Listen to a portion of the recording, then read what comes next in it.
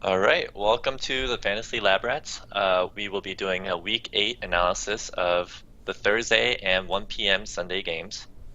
Um, we will be starting off by doing a game-by-game analysis.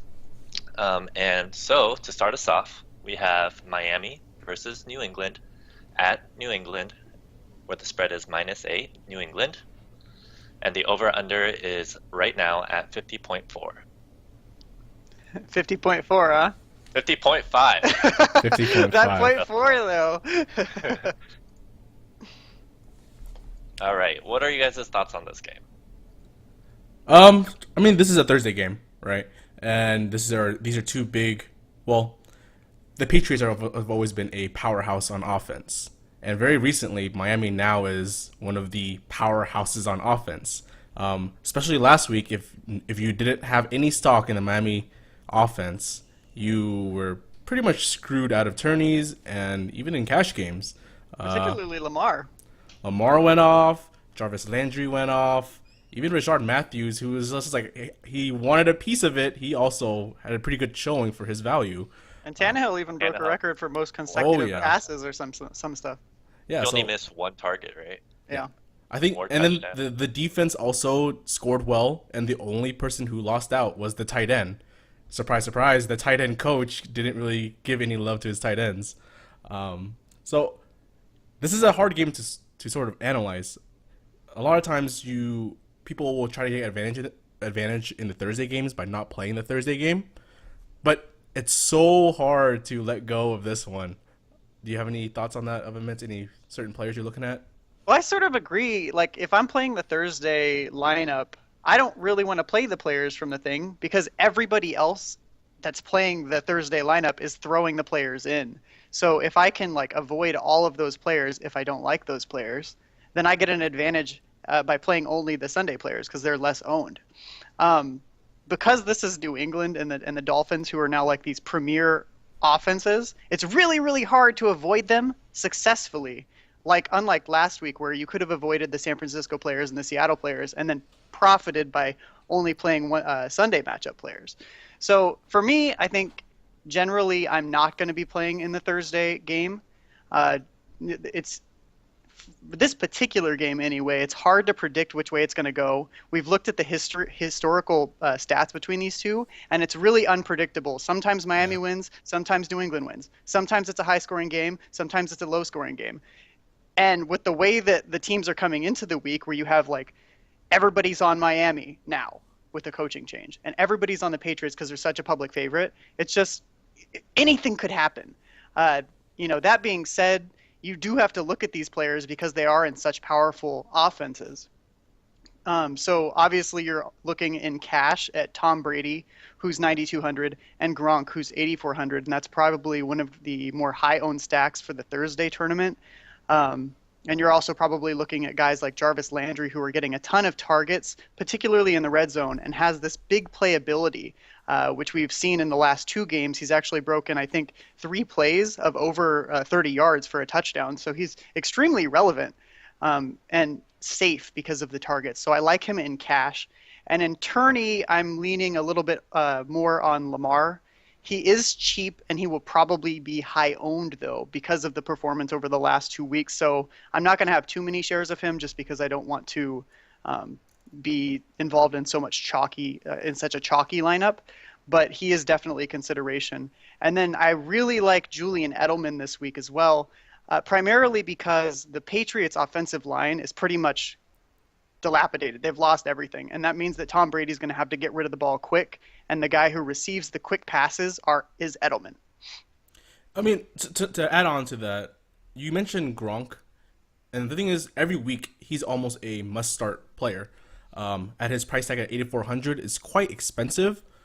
But the one thing I like about this week is that consider this: the bye week teams are Buffalo, Jacksonville, Philadelphia, and Washington.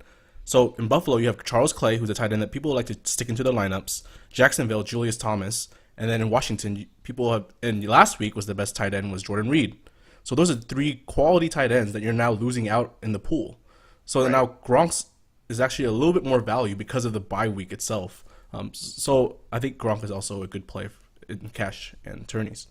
Right, we are limited at tight end. It's either Yeah. him or Kelsey, and we've been burned by Kelsey so Oh, many times. so I think many we're sort of times. forced into I Gronk mean, you here. guys also have like Eifert and Green and Barnage. Who could forget Barnage? They're still playing this week. I can forget Barnage. I do agree, though. Ladarius Green is a really good option for cheap. And any certain players you're fading of him? Yeah, yeah. I think last week was sort of the perfect example as to not picking a Patriots running back. I know the first few weeks it was really popular to take Dion Lewis, and then when you rostered Dion Lewis on the 1 week he did bad, you got completely burned because he only produced like 5 fantasy points or something. So everybody was thinking, well, if Dion Lewis is out, Blount is the primary beneficiary. Nope. He finished with negative points, and they ran the ball 9 times total. That's including Tom Brady's runs. Tom And he Brady. finished the top. Yeah, He was the finished the leading top rusher. rusher. Right. Leading So rusher. he's pretty much Cam Newton. I don't know if you guys noticed. No. Yeah, but I think that I'm fading the running backs here just because, as in previous years, Belichick's the type of coach that likes to game plan for who he's going to feature.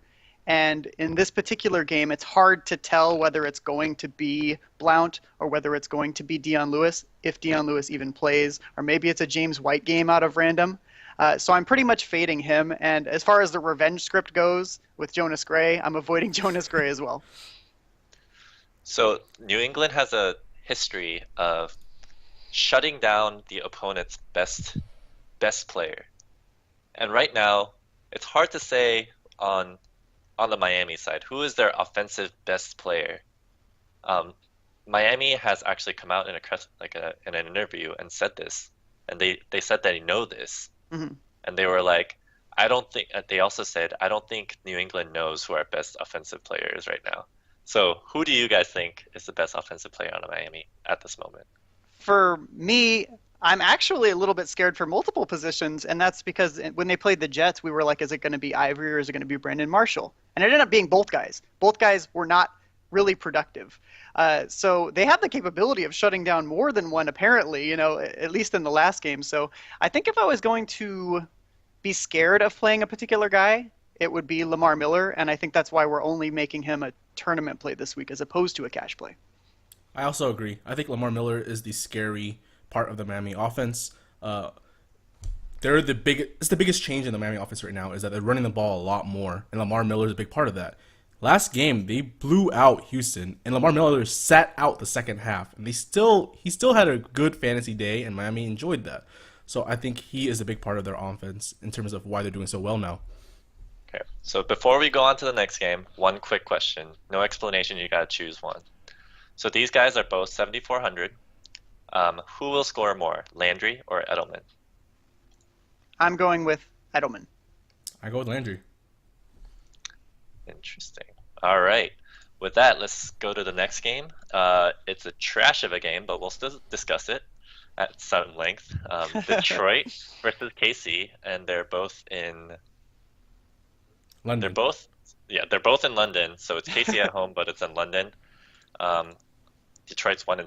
KC's 2-5 without the Jamal Charles. KC's -5.5. So what do you guys think about this garbage type of game? I think that it is, because it's the London game and it's on in the morning.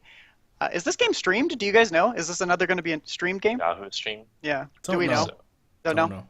All right. Well, it's very hard to find a contest that even features this game, so that's why we're not going to talk about it too much. I think an obvious stack that if you are entering a tournament, you play this stack is Matt Stafford and Calvin Johnson. We have now a change of offensive coordinator for the Lions, and most likely what we're going to see is them feature the pass because the run has been so terrible, and that is the primary weakness of the Kansas City defense is their pass defense. So they can attack them with Calvin, probably a lot of deep balls I see in this game, and Calvin's one of the best in the league at getting the 50-50 deep ball. Also in consideration for at least tournaments is Golden Tate for the same exact reason. Incredibly weak pass defense. And as far as the running back goes, I'm not playing any running back from Detroit. And for tournaments, I'm looking at Charkandrick West. He looked actually good last week after coming off a previously poor performance. And he's still pretty cheap at 6,600. So I do like him in a tournament. At a chance at multiple touchdowns, possibly. Yeah, I mean, in terms of Charkandrick West, he had 22 touches last game, or 22 catches, or Catches, huh? No, Nice. rushes. He had 22 rushes, compared to now Davis, who only had one. So that's very promising that he will get the bulk of the carries. And again, Kansas City Chiefs are a running team, so this is very good spot to be in at a price point of 6,600. He's a pretty good bet. Yeah, and as you mentioned last week, they have incredibly bad short yardage defenses on the goal line. So even if he doesn't total a lot of yards, he's capable of getting the touchdowns. So I don't have the stat for this, but it seems like to me, games that are played in England always seem to go over. So they seem to be high-scoring games in one way or another. Like the defense gets a pick six, and the other defense then gets a pick six, and then they score like a trash touchdown in the third and fourth quarter, and then it ends up being a close game. Like, is this just like my imagination, or is this because like they want to make it more exciting for the England fans who are kind of new to the NFL scene Yeah, in a lot of ways? without the stat, it's like really hard to agree or disagree with you. Hmm. I'm pretty sure last year it was the complete opposite, where it was like blowouts were happening, and then it was just like why is anybody watching this game? Let alone people were trying to draw to the NFL. I think this last game in particular was just an interesting one because EJ Manuel had such a dramatic crumbling, and then Bortles then had the dramatic crumbling. It was just a bad play calling on both sides. So I think maybe this last game was an anomaly. If I had to guess, for London games in the future, I'd just say they're low. I think they're low scoring. It's early in the morning. The people are tired. I don't Okay. So I just got some, not the complete stat, but ever since 2012, so they didn't have England game as offense back then, but Right. since then, the point totals for all games, so it was New England versus Rams, 45 to 7. That's a decent one. 53. Minnesota Vikings versus Steelers, which was 34 to 27. San Francisco 49ers versus Jacksonville, 42-10. And then Miami Dolphins versus Oakland Raiders, 38-14. And then Detroit Lions versus Falcons, 22 to 27. So they're Those are all going over. You're right. right. Yeah. Yeah. So we want Maybe. players in this game. let's I all think, go all I in. think you take a chance. You take All a right. chance on like the Calvin Johnson type of players. I'm not opposed to that. Interesting. All right. Anything else you want to add before we move on? No, let's get off that game. Cool. I'm all for that. All right. So another, I think, interesting game this week, fantasy, is the San Diego Chargers with the Phillip Rivers trash touchdown king, and then the Baltimore Ravens with Joe Flacco, who is the trash time quarterback queen, I'd say, Queen. Oh man. going against each other this week. What do you guys think about this game?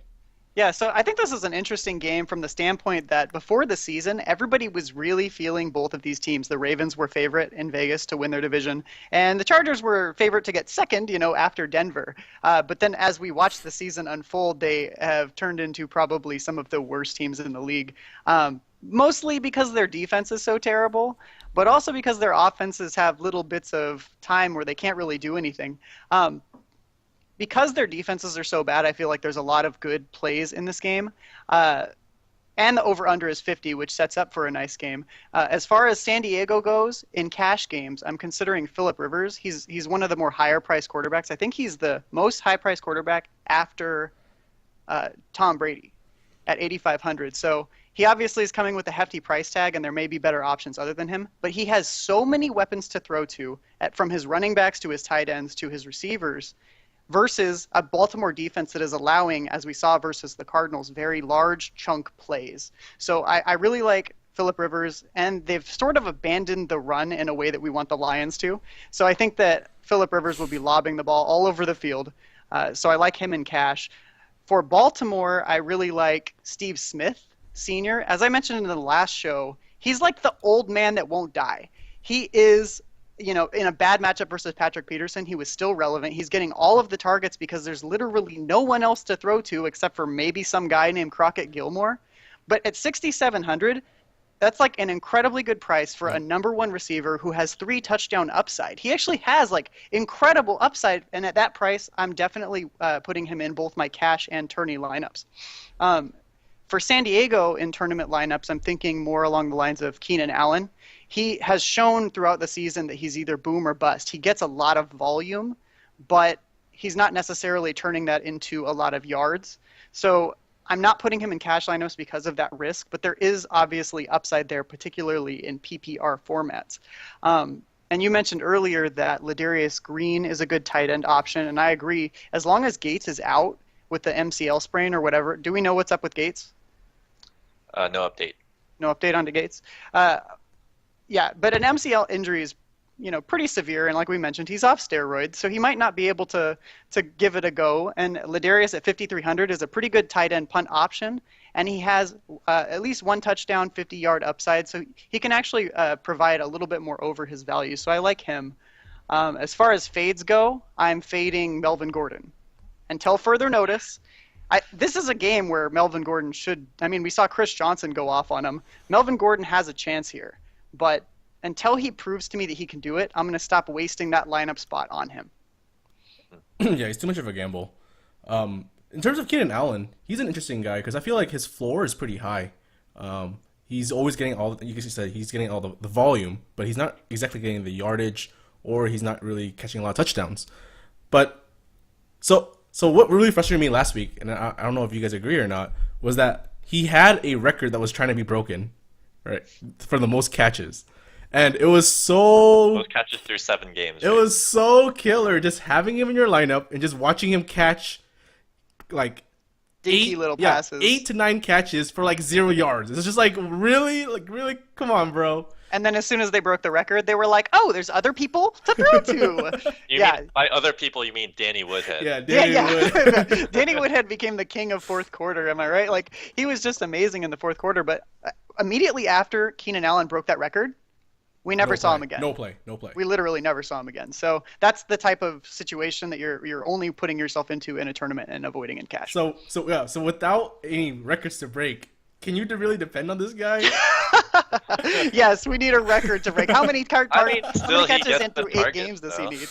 I mean, if only he could go on this, goal to like get the most touchdowns or something. That'd be a sweet record. But no, he's just going for catches.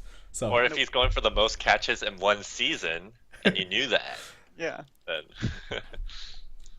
But at his price tag, like we talked about Steve Smith Sr. in this game, costing 6,700, versus Keenan Allen, who costs 8,000. Like who do you think will get more points in this game? Yeah, I think it's a fair bet that Steve Smith. The way that I see it is that Keenan Allen and Steve Smith should be priced the same, honestly, and. Yeah. That's Keenan Allen is getting probably more volume, and probably has a better quarterback. But Steve Smith is literally the only offensive wide receiver weapon they have. So anything that they have is going toward him. Whereas Keenan Allen's targets could get split. So I think they're equal. They should be equal cost, but in reality they're not. So I think at 6,700 you sort of have to play Steve Smith. Do you guys agree? Are you guys on Steve Smith as heavy as I am? For the price tag. I agree per cost, but to answer Square's question, I do think Keenan Allen will have the higher ceiling to go off. So, yeah, Steve Smith costs the same as Stephon Diggs, Moncrief is close, Eric Decker, who's also close, Travis Benjamin, who's also close. I feel like with all these guys, though, they're averaging probably like 50 yards and a touchdown. And Steve Smith gets thrown to so much, right, and in the red zone, that he's capable of passing that average that everyone else is getting at that value. Yeah, it's interesting. All right. So we still haven't talked about one running back that I'm thinking of in particular. Justin Forsett. How do we like this guy in this game? I think he's probably a tourney play for me. He is pretty cheap, and he is going up in a good matchup. But I really feel like this game turns into a shootout. So Forsett scares me in that. But for a tournament, I think Forsett's a good option if you want to get like a more expensive receiver, because he is only 6,900. Mm-hmm. I like Forsett. San Diego is giving up the most yards per carry. Forsett gets a lot of volume. He'll get those carries. He'll get some points. He'll even catch a couple like 5 or 6, which is his average. He's good value. Nothing wrong about him. Do we play him this week? He was only 0.8% owned last week, which I thought I think he was playing against Arizona. Maybe that's why. Yeah, it was a bad matchup. I It was think a he'll bad definitely see matchup. an uptick in value because of his price and because the matchup Right. is so much better But he here. still performed well against Arizona. Yeah. Yeah. Okay, so I only played Forsett 2 weeks, two weeks in my FanDuel lineups. Both games, Flacco vaulted a touchdown from Forsett. Two touchdowns, and the most recent one, which was Arizona, he vaulted 1 touchdown. So Yeah, I actually forgot to mention, for a tournament play, I'm not too opposed to Flacco because, like I said, the teams are mirrors of each other in that their defenses are pretty Yeah. bad and give up big plays. So if you're looking for a pivot off of Phillip Rivers, I don't think that Flacco's that bad of a choice. yep, and he's cheaper, much cheaper. So the real question is, Square, are you playing Flacco today or this week Forsett. or Forsett? Uh, No. Yeah.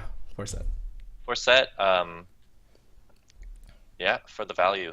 I think for the price tag and in the matchup, he's being passed to a lot more in most recent terms. So, like you said earlier, you're scared that it's going to be a shootout. I'm not actually too scared of that in terms of Forsett's value. So I think he would be another play this week as well. So if you're playing him, then I'll go ahead and play Flacco for the rushing Yeah, I'm touchdown. playing Flacco Exactly. too. Yeah, rushing touchdown. All right, it's set. Okay, I saw that set up a mile away. all right. Okay, let's go on to the next matchup. It is Cincinnati Bengals Cincinnati. versus Pittsburgh. Did I say that wrong? Cincinnati. Cincinnati. Did I say Cincinnati? Yeah, All right. you did. Way to be nitty gritty about it. Status. Cincinnati Bengals versus Pittsburgh Steelers, and it is now Pittsburgh. It's actually PK between the two of them, and the over/under is 48. So What? Yeah, go ahead. So I think that this matchup really depends a lot on Big Ben. And if Big Ben plays, a lot of the Steelers are now then playable, if not even cash playable.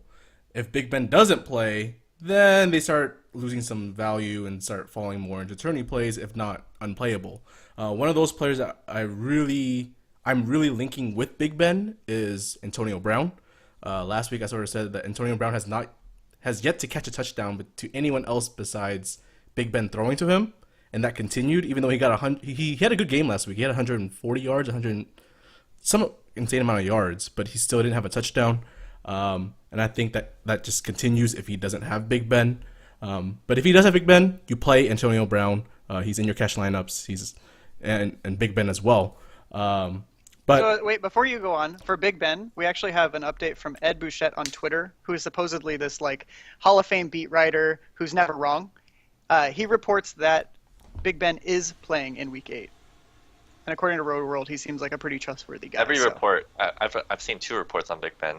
One of him saying it himself that he's gonna play. Like if he wouldn't practice if he's not gonna play. So he's most likely gonna play. Okay, so that means for you that you're putting the Antonio question- Brown well- and Big Ben into your cash. yeah, well, the question is that he wants to play, right? Because they've been losing. They can't afford to lose any more games, and so he's rushing back to play. So I believe they won 2 games and lost 1, no, or something. Was that it, or no? no, I think they won 1 and then lost 2. Wait, they've had 4 games without him, right? I think it's 2-2. Because I know Vic went 1-1, and I know Jarvis.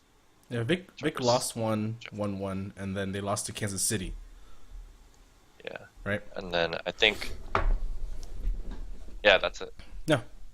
So Sorry, I had my mic broke for a second. no, that's fine. So I feel like if Big Ben is 100%, then the logic sticks. If he's sort of rushing it and he's just hobbled, then you are running in. You are gambling a little bit. I feel like. How are It's you not- gonna know if he's hobbled or not? He seems to be like, I'm ready to play. That seems like a. I mean, he could be saying that, but he could still be hurt. It could Big be Ben game is the shit. type of guy who toughs through that type of stuff, though. Yeah. Like, even if he's hurt, he still somehow salvages value and becomes a worthwhile both NFL play but also fantasy play. Yeah, I just think there's some risk, but I'll continue my analysis without even assuming that he plays. So, in Cincinnati, you have AJ Green, who's a cash play. In 4 of the last 5 meetings with Pittsburgh, he's had 8 receptions, and he's gonna return good value. He gets a lot of play, he gets a lot of yardage. You play him. Andy Dalton is on fire.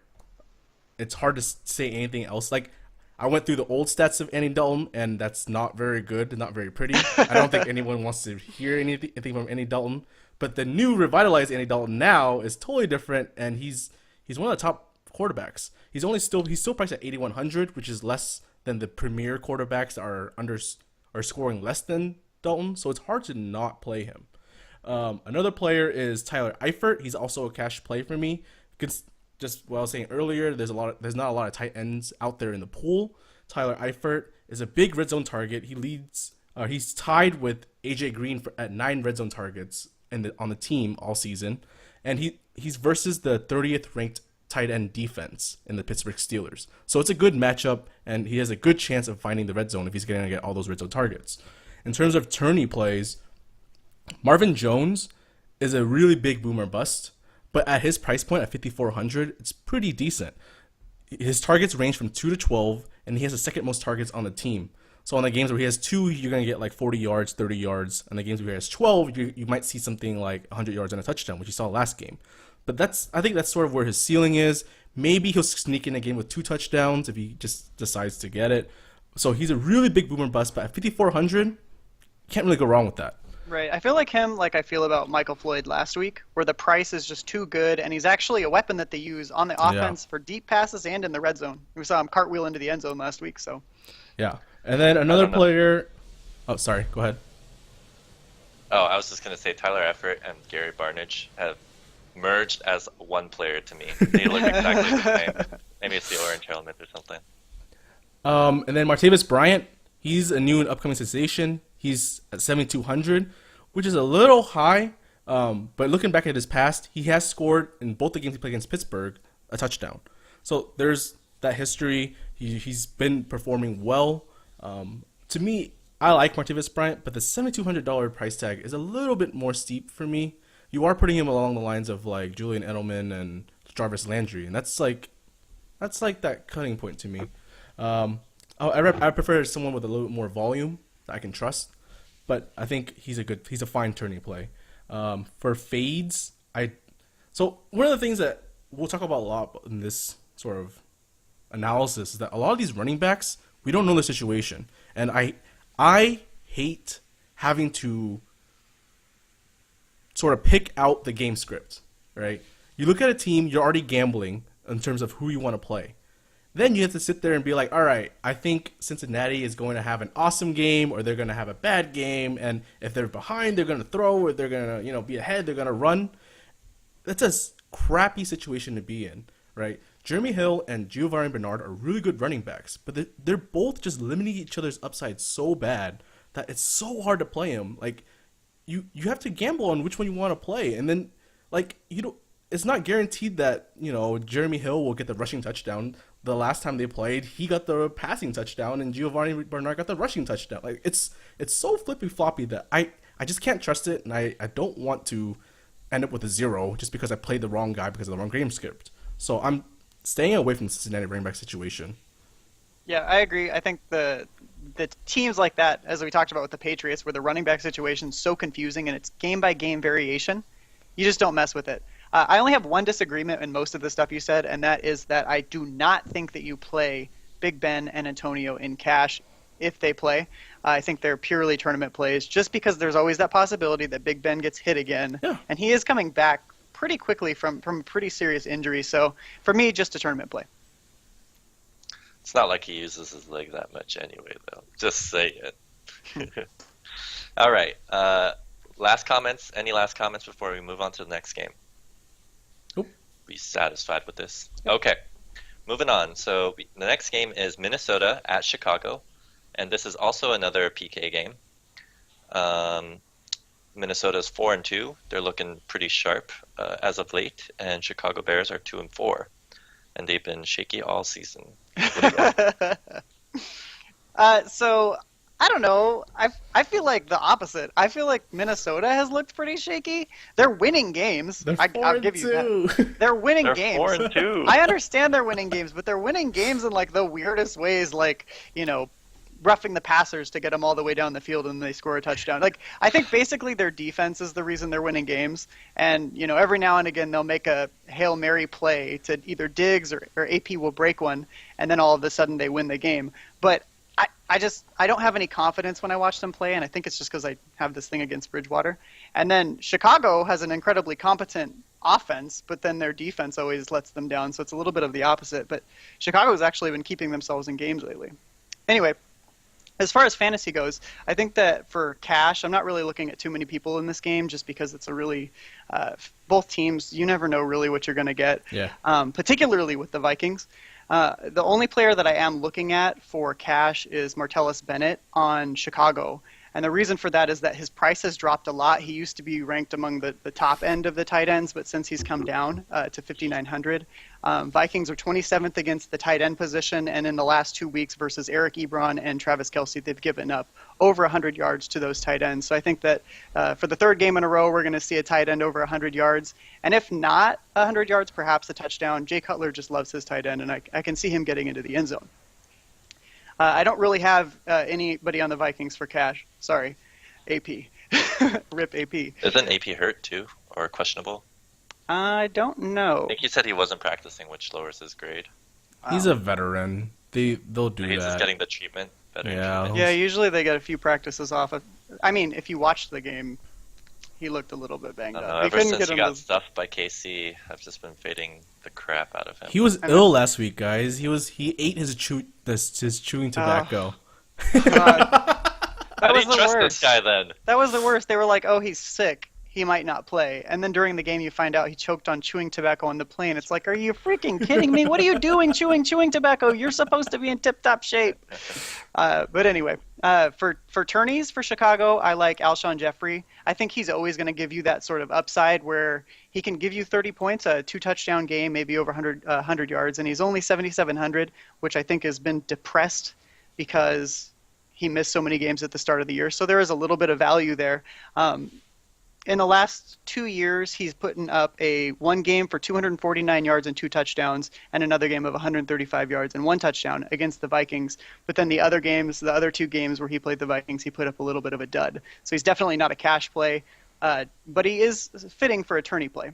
And then on Minnesota, I think the only play, and he's a tourney play, is Stephon Diggs, who we've seen sort of rise up from nothing. Oh, yeah. He missed the first 4 games, and I had no faith in him over the last couple games. You guys see his celebration? He's doing the shovel dig. Diggs. Oh, I want to call him that. Diglett, like the Pokemon, but nobody else will jump on that. But I like the nickname. Can we call him Diglett? Stephon Diglett? Anybody on that? Stephon Diglett. We're on it. You guys All right. You heard it here first. I'm coining Stephon Diglett. But he's only 6,700, and over the last 3 games, his targets were 10, 9, and 9, so he's getting the love. There was some fear that Charles Johnson, who was getting first-team reps, was going to steal from him, but that hasn't happened, and we saw him get that pretty amazing touchdown where he was leaping forward into the end zone. Even though it was a poor throw, he still caught it. So I think in a tournament, he's a pretty good play. There's a possibility he gets multiple touchdowns, particularly against the Chicago defense, which has given up multiple touchdowns to several teams. James Jones got 2 touchdowns on Green Bay. Larry Fitz got 3 touchdowns versus them, and the Lions scored 4 total touchdowns. So I think Stephon Diggs has the potential to get multiple touchdowns, which makes him a tourney play. As far as fades, I mentioned before, I'm fading AP to further notice, and I think this could probably come to bite me, but as his price dictates, he should be getting at least 18, 19 points, and last 2 weeks he's gotten barely 10, if that, and last week he had several chances at the goal line and wasn't getting in. Like, he can't get 1 yard versus the Lions, who allow red zone touchdowns readily. So I'm scared of AP, so I'm not going near him. And another guy that I probably shouldn't fade and will probably eat my words is Matt Forte. Oh. Yeah, I know. I looked up the stats, and in 13 games versus Minnesota, 13 games, he has 1 rushing touchdown and 1 passing touchdown. I have 2 on here, but he actually has 2 total touchdowns versus Minnesota in 13 games. It's a pretty large data set, if you ask me. So I'm actually fading both of the star running backs. Ugh. Both old man running backs. I'm sure I'm going to pay on at least one of those guys, but I'm fading them. Not both, If I had to guess, it would probably be AP that you fade. I feel like over time, just watching fantasy football, it feels like AP has this big moment. This like a deja vu moment where he's always just running 80 yards down the field, and somehow will just gravitate towards the out of bounds at the 1 yard line, and then continues to just get like 3 or 4 tries at it because he'll get flags and he'll get more and more tries, and then they'll run a play action and get a touchdown without him. It's like, Brutal. yeah, doesn't it feel like that just always happens? Like it was so him. So, and I agree for his price tag, he should be guaranteeing me at least 15 to 20 points a week, and I think he's only done that like once this year or maybe twice at best, right? So it's so much of a gamble, so much money. Forget it. I don't like him either. Forget it. Agreed. Interesting. All right, we still have a lot of games to go through, so we're gonna move right along here. So next game we have is Tennessee Titans at Houston, and the lines are not set yet. This is another bottom feeder football game of Tennessee Titans 1-5. They had that one win against Tampa Bay. I think it was their first game, and then they lost out. And then the Houstons, who are, I think they are malletless now. I think they are definitely malletless. That's what he gets for missing the plane. Get off my team. All right. So what do you guys think about this game? I am pretty frustrated that I got stuck with this game, honestly. We'll make it quick. This to me is a battle of the bads.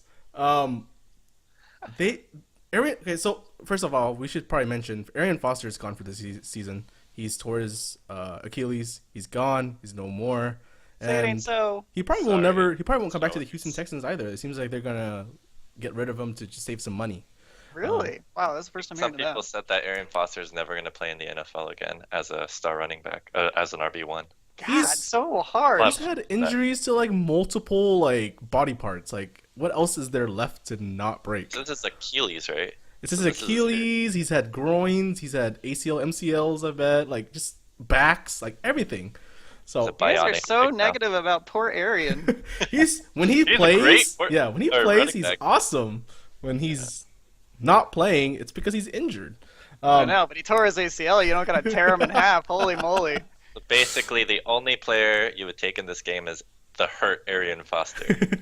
Yeah. Okay, so for cash plays, I have down as Kendall Wright, and the only reason I have Kendall Wright is because of his price. He's priced at 5,900. He's a WR1 for the Titans.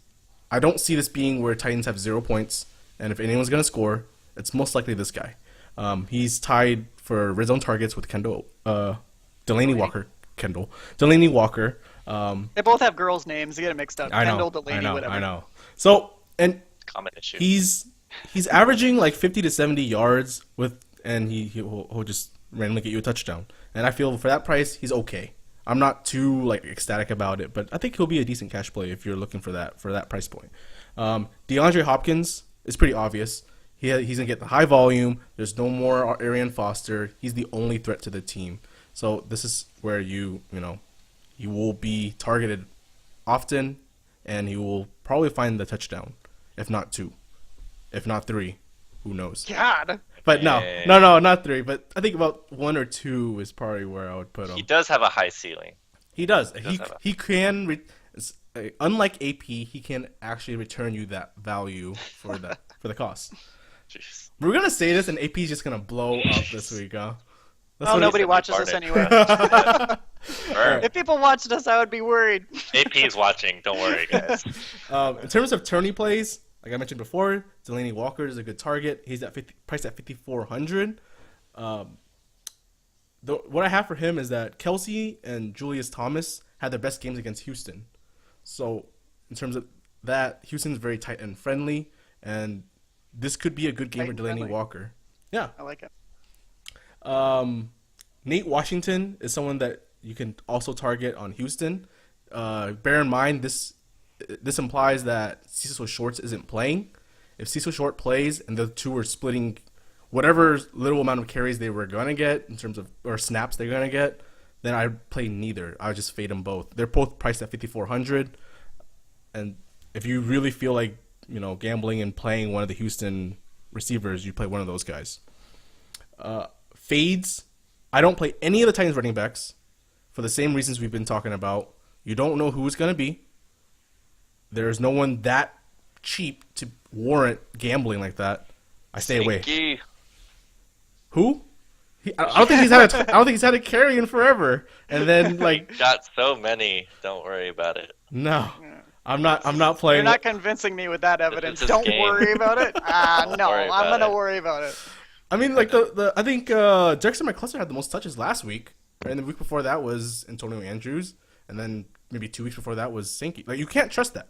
Forget It's it. definitely. I think Antonio Andrews looks the best out of the three of them. I agree, but the coach is a moron. Wisenhunt, for some reason, only wants to throw the ball. I think Wisenhunt's probably the next coach gone, even before the Colts coach. All I right. hope so. And then also Houston running backs. Without Arian Foster, you would think there would be someone to take over? No. Ever since Arian Foster, because we have a good sample size, because Arian Foster is always injured. Every time this happens, there's always a committee of running backs that come out, and they don't even committee it. One of them gets the bulk of the carries, and they just alternate, and it's just I don't know what they're doing, so I avoid it altogether. So between Blue, Grimes, and Polk, forget it. I'm not playing any of them. I have one more thing I'd like to mention, and that there's all these high-end quarterbacks from the range of 7,800 to 9,000, and I think a lot of people are going to be on those guys, and I think that's fine. But if you want a little bit of different roster construction, you might want to sneak one of these lower guys, and I think that the lower guy that I'm looking at is whatever Tennessee Titan quarterback plays. I don't think Mettenberger is as bad as he was last week, but we saw Tannehill go off against the Houston defense that with all those big plays, Yep. 42-0 at one point. Like, I think that the defense is definitely attackable in an easy way. So I feel like you can get a little bit of value on whoever, whether it's Mariota or Mettenberger. I think one of those guys has a good game. Do you know how much they're priced at? I think Mettenberger's at 6K, and I think Mariota might be 69. Mariota's testing here. 71. 71. Let me look up. Mettenberger is 6K. Yeah, so if Mettenberger plays, I'm definitely throwing him in at least a couple tournaments just because the value's too good against terrible. Their defense is one of the worst in the league, if not the worst. You know, Brian Hoyer has been like fairly consistent at right around 20 points each week, and I looked up his standard deviation just now. It's pretty good. Like it doesn't flutter too much away from that. So if you're looking to spend like 6.9K, Hoyer might not be a bad play either. He's just scary. He's just scary because, when Arian Foster was there, there was like the threat of the run, and then he could also throw to Arian Foster. But right now, it's literally his only target is DeAndre Hopkins, and they're probably going to be triple teaming the guy. So, I mean, why wouldn't you, right? Are you going to? Yeah. I'd let Nate Washington run one-on-one coverage all day, which I think makes it so that Hoyer may not be as. He probably won't be getting 20, Daniel. We will see. Statistics don't lie. Okay, let's move it right along. We still got a couple games. Lots of games to go. All right, so next game is Tampa Bay at Atlanta. The spread is Atlanta minus 7.5 at the moment, and the over-under is right around 49. Atlanta, they were like looking strong in the beginning of the year, and then Freeman kind of is taking a decline now. And Tampa Bay is coming off a good game, a decent game. So When you say decline, you're saying just because he didn't get one touchdown, and that's a decline? it's because he didn't score the 40 points I was expecting. Yeah, he is on. I mean, if you're looking at the slope, it isn't a downward slope. But he started at 40. Like, where's he gonna go? No, technically he started at 0. Oh, well, I mean, And then, at game like, 3, he started at 40, and then he went to like 37, and then he's at 28, and then last time he was at 19 Fanduel points. And I believe who was it against? The Titans, right? And supposedly they have like this good run defense. So I'm not too worried about old Devontae. I kind of like Devontae. I wish he dropped a 91. little bit in price, though. Yeah, the thing is he keeps getting more pricey, and it's just frustrating because it's like he did bad, bad-ish for him, Yeah. But anyway, his price is going to continue to go up, and he's going to continue to be a cash play every week. So for Atlanta, I'm looking at Devontae Freeman. I think he's part of the pass game, he's part of the run game, he's game script immune. He has the second most targets for a running back at 44, second to Theo Riddick. The Bucks are 10th against the running back position as far as fantasy points go, but they've faced only Carolina. They don't really have anybody. Washington, who has a pretty poor committee, and Jacksonville, who has no idea what they're doing at the running back position. Before that, the 3 other running backs that played against the Bucs went off for 20 or more. And I think that Devontae is the best of all of the running backs they've faced. So I think Devontae Freeman is fine in a cash game, in a tournament play. He always has the high ceiling, high floor. He has everything going for him. I think Julio is going to be the mega chalk this week as far as receivers go. It's a good matchup.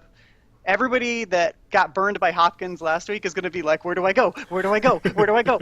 And I bet that the person they go to is Julio, because he got a touchdown last week. He had a decent amount of yards, and he caught what I think was a touchdown, but the refs disagreed with me. So he almost had 2 touchdowns in that game.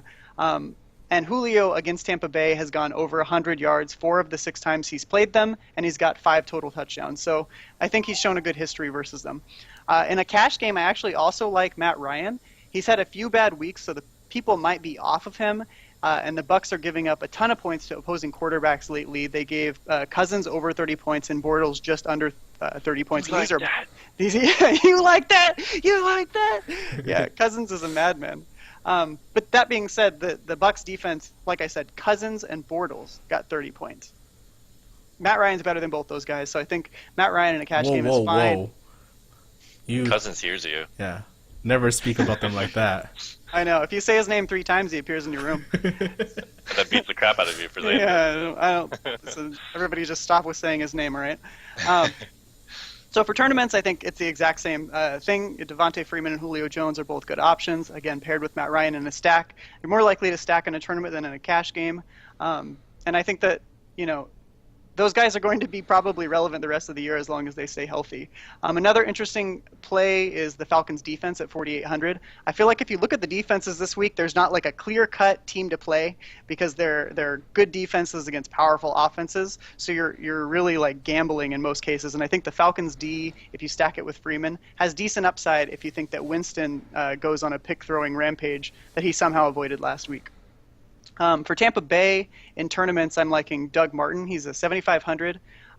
The Falcons D is 28th against fantasy running backs. And he's looked good over the last 3 weeks. He's gotten 30. Do I have it listed here? No, he's gotten 30, 25, and about 19 rushing fantasy points. So he's been fairly relevant.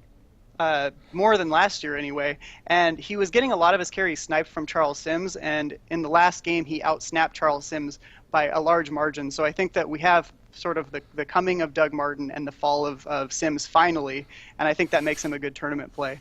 Again, the same reasons I like Alshon Jeffrey are the same reasons that I like Mike Evans. He's always going to have 2 touchdown upside. And with the way that their wide receiver core is kind of banged up right now, we saw Lewis Murphy go down in the game. Vincent Jackson's been ruled out. I think that Mike Evans sees about 75% of the targets. And if you're telling me I'm getting 75% of the targets and they're probably going to be behind, I want some Mike Evans in my tournament lineups. As far as fades go, I know he had a good week last week, but Falcons have stuffed backups or rookies, and I feel like Winston fits the category as a rookie. They held Mettenberger, Cousins, Whedon, and Sam Bradford under 15 points, and I think that Winston is of the caliber as some of those guys. I really like Doug Martin. Really? I really like Doug Martin in this game. What if they fall behind fast? That's the thing that worries me, is if they fall behind right away, Doug Martin might lose value like had happened in the earlier games this year. Falcons tend to score late. Like they are slow starters. That's true. So I'm not afraid of that. I think Doug Martin's going to have a pretty good game. Okay. And at his price point, I like him. Yeah, I can't argue with you. He's looked good. I'm too scared still. I don't like multi-running back game scenario running back craps. Not for me. I mean, that's what we said about Chris Johnson and David Johnson, and then Chris Johnson had a sick game. True. I And I really feel don't that way. I don't think it's as much as a committee as you think it is. Like Doug Martin's now integrated in the passing game. It's true. So, yeah. All right. Any other thoughts before we move on? Nope. All right. So this is, I think, a one-sided game, but You think? but the spread's not actually quite that big. All right, Tell us so the we have teams. Arizona. I'm getting there. I need to know. All right. Arizona versus Cleveland at Cleveland, and Cleveland is 4.5, and the over/under is 46. All right. So we have, I think, so we talked about how there are no defenses that are a clear-cut play. Like, don't you think Arizona might be like a chalk defense play? Yeah. Yes. Yeah, not obviously not all defenses are unplayable, Right. but I think that they're probably the most expensive, aren't they? Hmm. The Cardinals are. So I think they're probably good. I would be a little bit scared because McCown has been putting up some pretty good games, even against good defenses. But that being said, of the choices, I think Arizona's probably the best. All right. So what are some of the players that we're interested in this game? So going through this game, it's pretty one-sided and it's pretty obvious. In terms of cash plays, you can't go wrong with Carson Palmer. He gives you a high floor, but his ceiling is okay. His average is about 19 points, and his lowest is 16. And this year, his best game was his first game where he got 25. And I feel like he's been pretty consistent. He's not getting anything more, anything less than that. And that's what you're gonna get with Carson Palmer. The only reason why I say that is because this last game against Ravens, everyone had him as the chalk play, where they're like, "Oh, we all love him so much this game. He's gonna go ham. He's gonna give us a ton of points. We're gonna all be first place and win tons of money." No, that didn't happen. He still got You his sound average. like a FanDuel commercial. Yeah, Yeah. but no, that's nothing. None of that happened. He still ended up with 19, which is exactly what his average was, and that's that. Like that's what you get with Carson Palmer. And in terms of that, he's a safe play for cash. I don't think he offers so much upside, but I don't think he's gonna screw you and give you nothing, especially against the Browns. So I'm just saying this to like temper your expectations. Don't think that he's gonna go for 40, but then he's just gonna get his average. I really don't like Cleveland this game. I am so scared to play any Cleveland. For one, I don't like the fact that McCown's injured. It scares me that I don't even know what his update is for this week. He Says seems he's like going to play, but he's not practicing. it's a shoulder injury, right? I think it's an ankle. It's an ankle or a shoulder. Yeah, it's a shoulder. It's a It's shoulder. a shoulder injury, so it's his throwing shoulders, throwing motion. No, that bodes like when a cornerback hears that, they're just like, yes, perfect. I'm ready for this game, and like the Cardinals are like one of the best at getting turnovers in terms of defense. So like Yeah, they blitz like crazy. this is a bad game for the Browns, and I don't want any stock of it in terms of cash or tourney play. So I'll continue on for tourney plays for the Cardinals. People always have Larry Fitzgerald in their cash lineups, and to me he is now downgraded to just tourney play. He's a gamble because for me I feel like the Arizona Cardinals are a good offense, but it's a roulette. They are a running back roulette, right? But they are now they're the wide receiver version of this running back roulette, where it's with the running backs it's always about game flow. With these receivers, it doesn't matter about game flow. It can just be anyone's game, right? It could be Larry, it could be John Brown, or it could be Michael Floyd. It's so hard to call. You don't know who's going to do what. But what's been happening is that Larry went crazy the first couple of games. Then he's starting to slow down a little bit. And because of that, it's leaving options for like Michael Floyd to get a couple touchdowns. John Brown has been pretty good on terms of the yardage front. But I think they're priced correctly that, in terms of their risk and reward. And Michael Floyd, for some reason, he's still the same price. He's still $4,900. It's because he played Monday night. Which makes him a little bit interesting. I'm not particularly too high on him this week, but I think it's so hard to call that. I have those three listed as a tourney play, but it's sort of up to you to just gamble and choose one. I would highly suggest against playing more than one receiver if you really wanted to play an Arizona receiver. Chris Johnson, I'm always so low on this guy, and I gave Ovenman so much crap, and he went off this past primetime game. And in this situation, it's almost the exact same thing. He's going to get a large volume. He's against the 31st ranked defense against the rush. I think you plug him in as a tourney play, or you can put him in as a tourney play. Are you? I am not, just because I still do not believe in Chris You still Johnson. don't believe in him? But I Plus, you think, might get burned if you do play him. yeah, It's just too much troll factor. You yeah. gotta stay But away. in terms of like the statistics and the volume and everything, it bodes well for him to have another good game. And Yeah. But they could just get really ahead and then plug in Ellington for the rest of the game. I don't know. That's also possible. yeah, Yeah. that is a little bit. We saw a little bit of that this last game as well, right? Mhm. Yeah. In terms of fades, like I said before, I think I fade the Cleveland offense. It's a little scary to say that, especially with Barnage priced at 6,300. He's now priced as an elite tight end. Well, the next tier, right? Not Gronk, but he's 6,300. So he's up there with Kelsey, Olsen, and all. And he's the second ranked tight end in terms of points. I think a lot of that has to be it's tied to McCown and McCown throwing well. And without McCown to be at 100%, he's going to be limited. And Barnage is up against the number one tight end defense. So I think this is like the game where we see him put up a total stinker, and you're going to see a lot of people just freak out that maximum Barnage is not present. But I don't know, man. He went off against Denver. Probably gonna play him now. Just for this. yeah, I don't like him. I'm not going to play It's him. an interesting play. I don't like the matchup, but if McCown plays, I think you gotta consider it. Unless you have like a hot tight end pick for the week or something. Oh, I got many others I could play. All I'm not right. even worried. I just want to throw out one note, and it's that Joe Hayden, the cornerback for the Cleveland, is ruled in. So usually they report before the game who he's going to be shadowing. So if he shadows Fitzgerald, I like Brown. If he shadows Brown, I like Fitzgerald. Nice. Nice.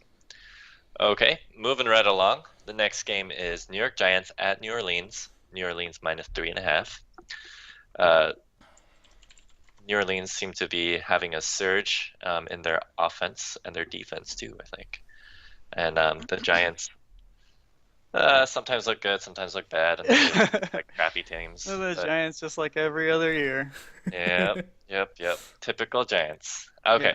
so I think there's still a lot of fantasy relevant players. So, what do you guys think? I'm about to let you down, man. Oh, really? I'm You not don't like think super so? on. I'm not super on this game. It's just, last week we saw the Giants pretty much have.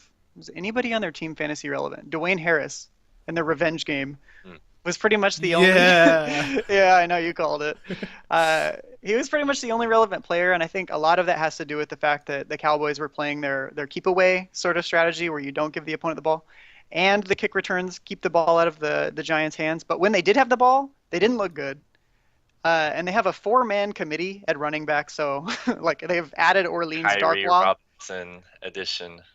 What? No, the Oh, we're Giants. talking about the Giants now. Yeah, the Oh, Giants. they both have 4-man committees. Okay. Yeah, so they added Orleans Darkwa, whoever that guy is. But he has a nice troll name, so I really like Orleans Darkwa. And I just want to say it again, Orleans Darkwa. He got a couple touchdowns, which means that anybody that played Rashad Jennings or Vereen or anybody playing Andre Williams, if he's even on the team next week, got burned. Again, we mentioned this last week. A lot of the receivers on the Giants really aren't worth anything other than Odell Beckham. And if he's hobbled, which it seems like he has been, he just doesn't get any love in the game. So I'm pretty scared of the Giants' offense to play them. So anyway, for cash, I'm not looking at anybody on the Giants, and nobody's a safe play to me. The only safe play on the Saints side of the ball, I feel like, is Mark Ingram. And I know, like, last week we talked about how the Giants' run defense is second ranked and blah, blah, blah. And I was like, I don't think you can believe that. I think that that got proved last week. They got ran all over. In the last 3 games, they've given up over 100 yards and a TD to DeMarco Murray, who we don't like, Carlos Hyde, who we don't like, and Darren McFadden, who may be good, but he hasn't popped out this year until just versus the Giants. So I feel like Mark Ingram's a pretty safe play against the Giants defense that I think is pretty bad against the run. He's also, in the last couple games, looked really good. He busted a big run in the last game, and he could have had 3 touchdowns, but Kyrie Robinson was stealing them. And he's still there. He's still there. Harry's still right behind Ingram. We were just complaining a little bit about Ingram wasn't doing very much. He was getting like 2 yards a carry. But in that last game, he was busting like 20, 40-yard runs. Like, he was just busting it. And I feel like we might get to see that again. So I like Mark Ingram in cash. And if not, we always have that like 50-yard, 1 touchdown thing that he does that is still serviceable in a cash game. As far as tourneys, I'm only looking at Odell Beckham. He has obviously 2 touchdown upside, but he also has the downside of getting injured right away and not being relevant. So I'm not considering him in a cash game just because there's too much risk there. But for the game, that's all I have is Mark Ingram and Odell Beckham. Everyone else is sort of a fade because, like you were talking about with the Cardinals, it's a little bit of a committee at wide receiver for the Saints, and the other players on the Giants are all bad. So, do you guys see anybody here? I mean, it's a high total. There should be other players in this game worth playing. Yeah, I was looking at Willie Snead. I think he's I think he's gonna get the targets for sure. So is Brandon Cooks, but I don't know. I think that he might get the touchdown. He's been getting some of the. I think when Drew Brees takes a snap and then steps back, Snead tends to be the first person he looks at most of the time, and that's a good sign. Like he wants to throw to him. So I'm thinking that Willie Snead might have a better game against the Giants, who have a subpar passing defense. So I was looking at Willie Snead in this game. He could have had a good week last week. He had a touchdown hit him in the hands, and he just dropped it. So I have a lot of different analysis for this game. let's hear it. I have it going way different. I have your cash and turning play. I have them switched. I don't like Mark Ingram as a cash play too much.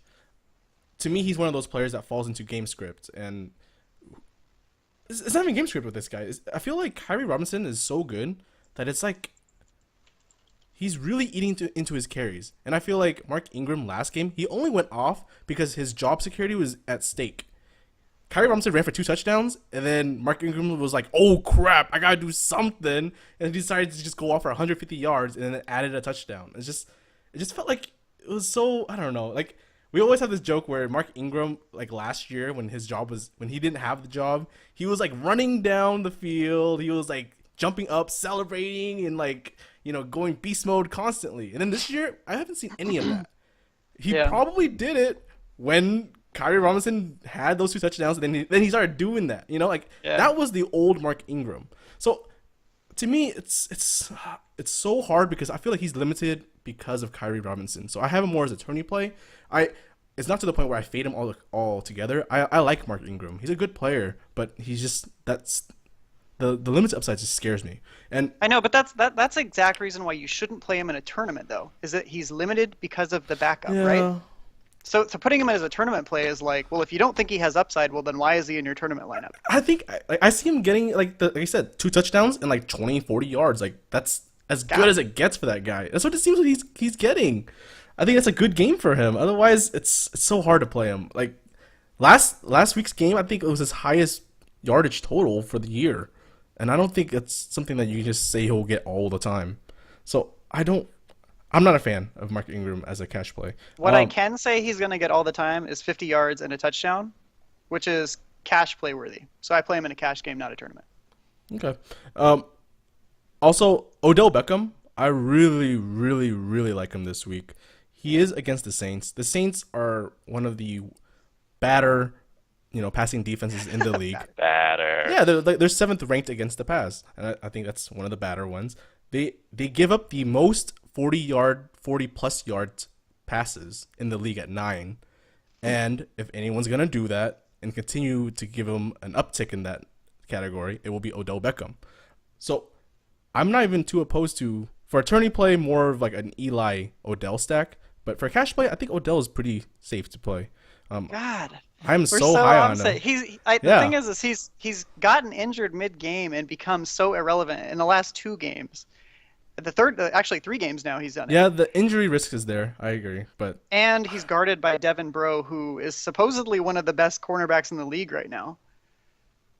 I'm okay with I don't know. I think this is a good scenario for him. Like if he's that good, they wouldn't have that bad of a defense. I'm okay with rolling out Odell this week in a dome. And okay, to add on to that, I think Drew Brees, he's actually been pretty good lately. To a point where I'm like thinking about a tourney play with him. Like he's been good. He's at home. He's in a dome. We don't have to worry about this outside dome thing. So So Drew Brees, I think you have to put him back onto attorney play. He's not like he was a couple weeks ago where he was injured and people were throwing him to the whole like, oh, is he like is he like Peyton Manning now? No, I think he's shown that he's not. And he can still throw. He's throwing downfield, and he's at home. I think this is a good chance for a good shootout, like one of those traditional shootouts that we always hope for. So I'm a little higher in this game. I sort of want a little bit more stock in this game. So, but It sounds like you just want Breeze in addition to the two players I mentioned, right?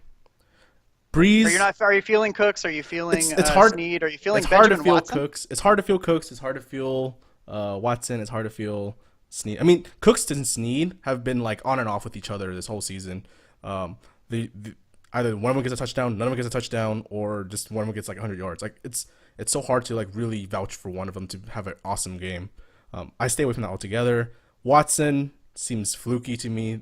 I mean, he's getting like 60 yards, 70 yards, but the touchdowns are not going to be like that one game that we saw. So Yeah. I actually like Benjamin Watson this week, but not to the point where I'm going to play him. Yep. All right. Okay, on to our last game for this analysis.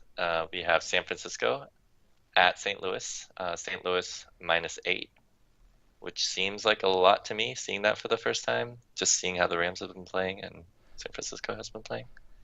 But it's an interesting game. The over-under is 39.5, which is, I think, the lowest I've ever seen this season. Mm-hmm. So what do you guys think?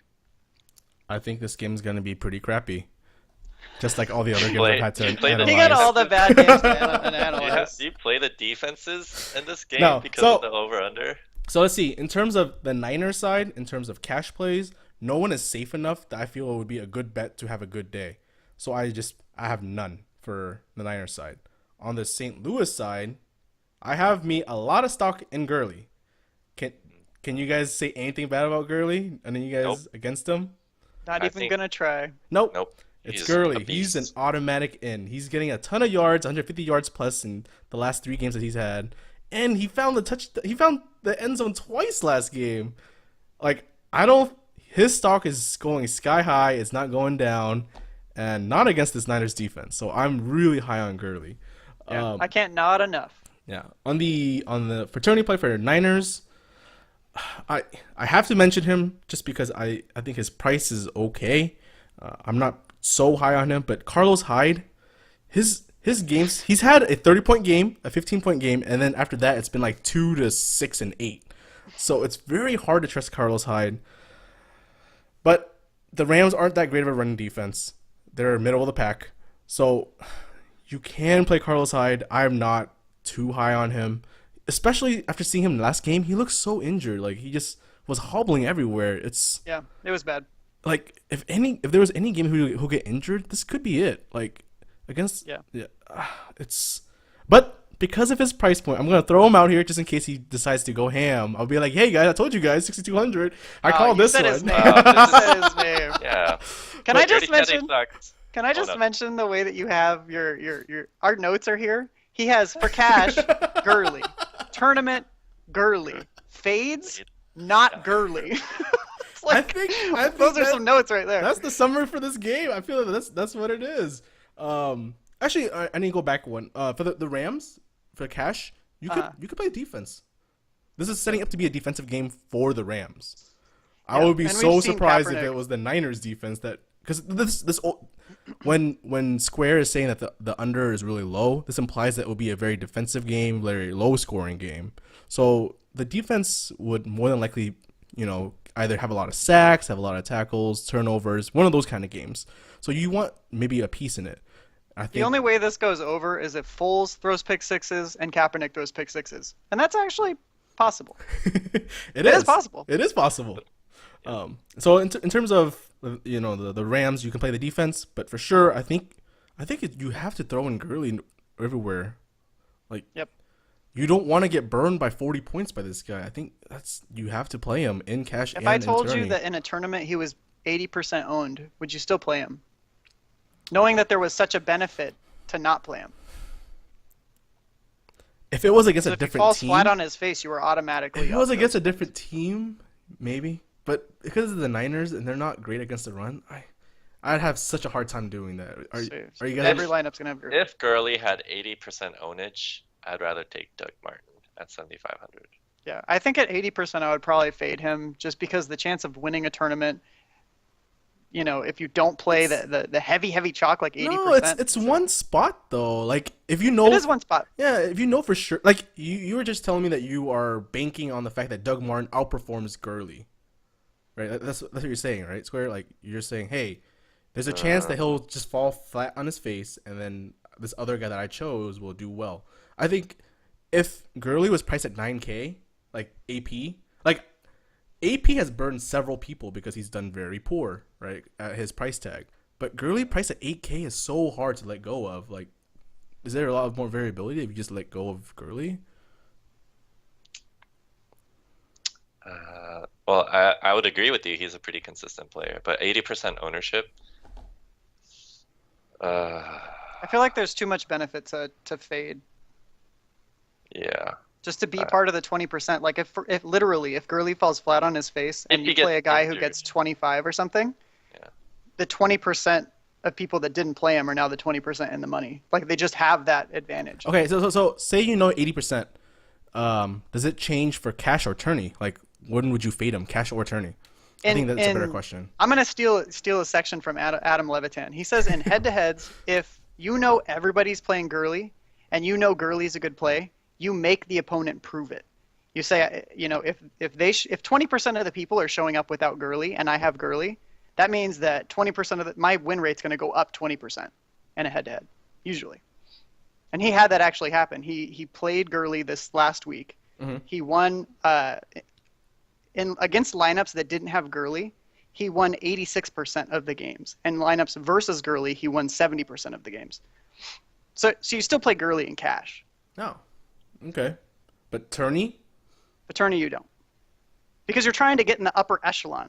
And if you play the same player as everyone else, you haven't gained anything. Yeah. I think those are good points. But will you guys be fading Gurley? In tournaments? Yeah, sure. Tournaments. I don't think he's going to be 80% owned. So. Yeah, I don't think he's going to be 80% owned either. Yeah. So I think he'll be more like 50% owned, 55% owned. And in that case, I will still play with him. Yeah. Mm-hmm. Okay. And then fades for this game I have as Kaepernick. I think he's very dangerous in this spot. He's against good defenses. He's really put up stinkers. So it's very hard to trust Kaepernick in this spot. And I guess the Rams, the fades, you just don't play any other Ram. Like what has Foles done all year? I haven't seen Foles on the field. I've just seen Gurley. Tape on Austin. I had the balls to play Foles in a head-to-head lineup versus probably 10 different people, and he got 6, and I lost all 10. I can't believe he got 6. I thought you said he's a good quarterback. No, Foles is not a good quarterback. Back in the day, I said that. Yeah, on the Eagles he was good, but I was wrong. It's just all right. It's just Gurley to me. He looks so good. On this early I know. talk. I really like Gurley. Someone has a crush. I know. I do. He looks so good. He gets so much volume, like 20, 30 carries a game, and then the fact that he just sprinkled in those 2 end zones last week, I was just like, man, I'm really high on Gurley. So, man, when's the wedding? Soon. After this 5 touchdown game. After this game. Well, you and the rest of the world can enjoy those 5 touchdowns. All right. Any last? I think that's all of the games for the 1 p.m. in this analysis. Any final comments? Stephen Curry's a boss. Oh yeah, NBA. Stephen Curry's a boss. Can I put him in as quarterback? Put him in as quarterback. Put him in it. I'd play him over Gurley. Hell. That's all I got. Else? NBA starting up. The Royals won tonight. Oh, did they really? It was like 7. Congrats. Game 2 is under the belt. Yeah, I think we have a really exciting NFL. It's October, so we got baseball going on, football going on, basketball starting up. My life is over. It's an exciting month. Sit in front of my computer the rest of the year. Yep. All right.